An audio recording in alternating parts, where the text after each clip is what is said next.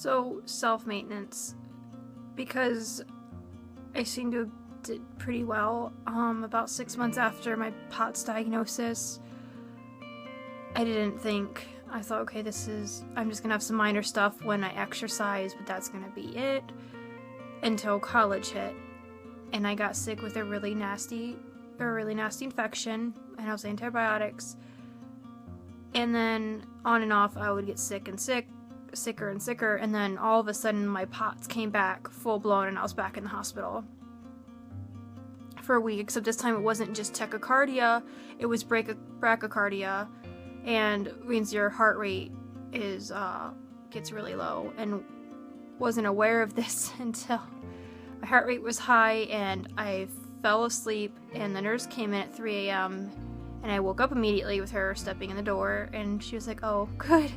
I didn't think you were gonna wake up because your heartbeat went under 30 beats per minute. So I came in here to check on you." And I was like, "Oh." And then immediately, because she came in, it was low, but immediately upon her walking and I sat up, it went back up to 180. And so they're like, okay, so the nurses are really what end up helping make the diagnosis. They said you have POTS syndrome, which is like, okay, I haven't had this problem really in years without minor stuff, but this is kind of bad again. So I'm just kind of got stuck, except this time it ended up not going away, and the symptoms didn't really get better. They weren't as bad or as severe as when I was 16, but there were still times that, you feel like you're dying when you can't breathe and your heart rate is super high and your legs are turning purple and you have abdominal swelling, your head's pounding, and that's just the tip of the iceberg. There's so much more that goes on that people don't even see. You can go out in public and they're like, that person looks healthy, why does she have a handicap placard? It's because I can't walk sometimes for more than 2 steps without collapsing. Same reason why I have a service dog. As of recently, I tried to convince myself that I could do this without one, and it got to the point, as of 2 years ago, that I couldn't anymore. Like, my husband can only help out so much, but when he's at work, I don't have anyone to help me, so, and it ended up finding out that my dog can detect when I'm having some of these, like, tachycardic episodes or blood pressure changes, or what I call, fatigue, and exhaustion. Sorry, I get brain fog a lot. I get these fatigue episodes that were so bad, even when I'm playing video games, I would literally be awake 1 second, he would he would talk to me and then turn around, and within 1 second I'd be out, like, unresponsive, just completely out, and not really, for those ones, not passed out, just asleep. So they also thought maybe I had narcolepsy, but I never end up getting the testing for that, because it's just, if you get the diagnosis for that, so what? Like, I still have the other ones, and so I've been hospitalized because of my digestive system will randomly decide it's shutting down, it's not working anymore, and they have to be in the hospital for a week to get my intestines to start functioning correctly again, because they don't want to push food through, my stomach doesn't want to work properly, and I'll go through things where it's like, it's a real motility issue, and for a while there, we couldn't figure out why the POTS would cause that to such an extent. I've seen so many GI doctors are like, just take this medication, and I think at one point I was on like 8 medications in my life, and now I'm predominantly on one with over-the-counter medications like ibuprofen and Tylenol for things, because I do have, as a recent diagnosis back from 2018, after I had surgery, my first surgery, and I had to have shoulder surgery, they found out I had a connective tissue disorder, suspected to be EDS, which is ehlers-danlos syndrome, and they think that might be part of the cause of why I have POTS.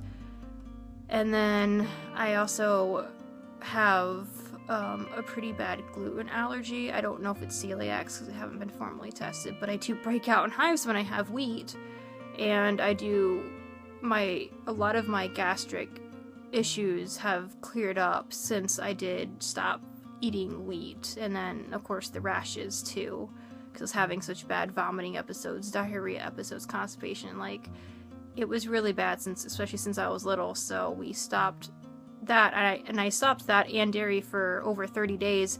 I thought for sure it was dairy that was causing it, and then I was like, okay, I'm gonna try a bowl of just straight wheat noodles. And then I had the same reaction. I was really devastated. I was like, well, I can give up dairy. I don't want to give up noodles. Like, I love noodles, but here we are. And they have a lot more, like, options nowadays, at least for that. At least I know what was wrong. So some things have cleared up. I mean, when I go to the ER, not everyone's understanding. They don't always still know what POTS is. I've been told, do you have an anxiety disorder? It's like, I don't, but even if someone doesn't, that shouldn't be, even if someone, I don't, but just because someone does doesn't mean you should rule out that they have POTS, and, or treat them differently just because they do have POTS. Like, they come in, probably need IV fluids, because it does help. It really does.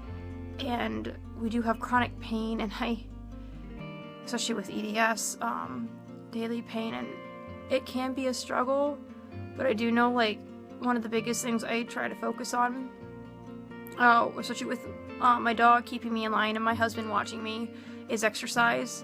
And that's very hard, because I know a lot of people get tired of hearing the same thing from the doctors, of diet and exercise or whatever, and medications. Not everything works for everyone. I'm not a doctor. This is just my experience for having it for so long. Everyone has a different thing that's going to help them get a little bit better. You're probably going to have to make modifications, because you're probably not going to be back to yourself before you started suffering the symptoms. And for me, exercise, of course, like one of my other videos, it's not the same for me that it is for everyone. I do envy other people who exercise to the extent that they do at the gym, being able to go through power weights and run all day long. Like, these are things I used to be able to do back when I was younger, and I can't. Back before I was like, before I was 16, and I do what I can. I try to lift weights. The biggest thing I do is recumbent biking, because it requires just sitting down, and I usually wear compression gear because that helps with everything. And I try to do stretching and warm-ups, stretching afterwards, warm-ups beforehand. I try to do weightlifting, because especially with the core, or doing like abdominal exercises, which is why I'm putting them in my videos now, they do help. It helps tighten up that core so you don't have all the pooling in your abdominal area. And things that I've learned from after not too long ago seeing Blair Grubb and Beverly Carabin, who really focus on treating people with dysautonomia and POTS syndrome. So they've been very helpful with their advice.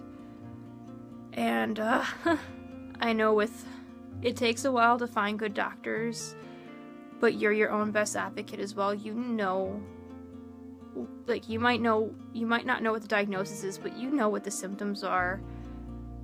So it may take a while. I've had good doctors, I've had a lot of bad doctors, and I'm now in a current situation where majority of them are very good and very helpful to me now.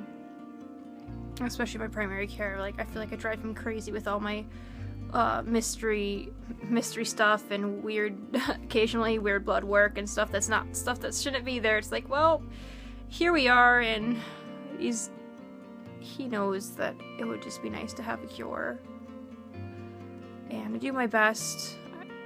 I work part-time, because I tried full-time a few times and it didn't work, and I tried experimenting by working at FedEx for a few months, and that failed too. I was able to do it for some time. I was in a portion where my POTS was not great, but it was manageable. FedEx was very hard.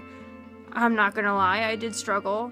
I was there for 3 months, I believe, and then I ended up both getting sick. My POTS got really bad, and I ended up incurring the shoulder injury, so I had to have surgery for that. That's where they found out that the things that I thought were normal for people being able to dislocate their joints that were in fact not normal, and the fact that I put my shoulder back in place, which is not a good thing to do after it comes out of socket when you get injured. But yeah, Self-maintenance, again, I'll post more videos about this stuff, injuries, related illnesses, but that's my diagnosis story, and it may not seem it, I still live a relatively fulfilling life. I might not work full-time, I might not be able to do a lot of things like exercises and fun things that people can do, but I have found ways that really have helped me out, and my husband's introduced me to a lot of things that don't require a lot of physical activity, but even then, like, it may have taken me a very long time during training, but we were able to go hiking, and that was incredibly difficult, but we took all the necessary precautions, including knowing where the nearest hospitals were, so that way I was able to go do something, because I do like nature. And I've made substitutions. What I majored in college, I no longer work in the environmental field anymore because it was too physically demanding, and I couldn't sustain that level of activity. But POTS is a different, any chronic illness is going to be difficult to come to terms with, but you can still live a pretty, fulfilling life, whether that's being very active and going out and being able to exercise. Everyone has their own limitations. POTS isn't like one person fits the mold. Everyone's different. Some people are able to still be very active and run marathons with it and only have flare-ups once in a while, or they have bad flare-ups, but they're only they're long in between. I have symptoms every day. There's some people who have it even worse than me, but really, just because someone else is worse or better, that doesn't mean my suffering's any less. Everyone is getting through this together, and I'm hoping that if I shared these stories, that other people will be able to be inspired to share theirs and create some understanding that this is something that's becoming a real issue. And one of my best friend has POTS and EDS too. What are the odds that I get up here, and she was only diagnosed a few years ago, and I noticed the symptoms pretty they were pretty bad right away, and she had it for several months before she ended up getting a diagnosis. And it just seems like a lot of people I know end up getting it, and it's definitely varying extents. Some people don't have it as bad, and then some people like me and my friend have it pretty bad, and we're limited in what we can do, but we still go out and have fun. That doesn't surprise us. I still go out to haunted houses. I've trained my service dog to go out when I do go out to haunted houses, and she doesn't go through all of them, but my husband does. And because she's, I volunteer. I used to volunteer, or I do volunteer for one, and she's pretty desensitized to anything that anyone can throw at her, so she knows her job very well, and she knows not to react to really pretty much everything, except for when I'm displaying symptoms. I don't really know how she detects it. She's amazing. I didn't know how amazing service dogs could really be. I thought they'd be more of a burden because they're a dog. I love dogs. I thought it'd be more of a burden than it would be, and a challenge than it would be, to have them around, but they can do such amazing stuff, and she's really helped me get a portion of my life back that I really didn't think was possible. So, I could go to the zoo by myself now, and with just her, because she knows when I need to sit down, and she knows what she needs to do, and I can go places myself, and it's really nice to not have to be able to go do something while my husband's working or doing his own thing, and to have a little bit of independent time, which is something that's really nice, because I like being independent, and it's something people with POTS don't always get. And I'm not saying everyone needs to get a service dog. Not everyone does. It's still an expensive thing to do. I got really lucky with mine. I got in a program that gave her to me for free because she was the last puppy available, and they thought that she would be a good match, and so they end up pairing her with me, and it ended up being a match that stuck, and they waited a while before it was going to be a permanent placement, but it ended up being permanent. And then I took this puppy home and would take her to the classes, the trainer would train her, and they provided everything free of charge for me, so that was really great process to go through and have people understanding and knowing what I need her to do. And then some things, I mean, you can't really train them to do some things. They have to be a bit innately sense them, and then you can train it from there. So I think I just got lucky, but I mean, they've been training service dogs for some time now, and it was really nice. It just happened to happen, but I'll go ahead and let you guys know. It's been 15 minutes, so I'll record another one later.